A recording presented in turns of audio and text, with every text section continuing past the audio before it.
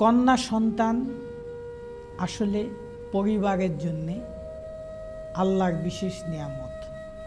আল্লাহ যাকে ভালোবাসেন তার ঘরে কন্যা সন্তান দান করেন।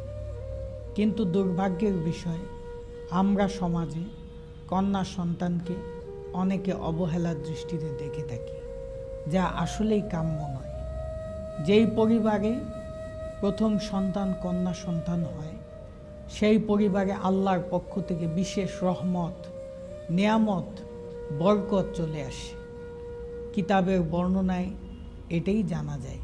সুতরাং কন্যা সন্তান হলে অখুশি হওয়ার কোনো সুযোগ নেই, বরং খুশি হন। নিজের সন্তানকে আদর করে, লালন পালন করে সুশিক্ষায় শিক্ষিত করুন। আপনিই উপকৃত হবেন, আপনি আল্লাহর রহমত লাভ করতে পারবেন।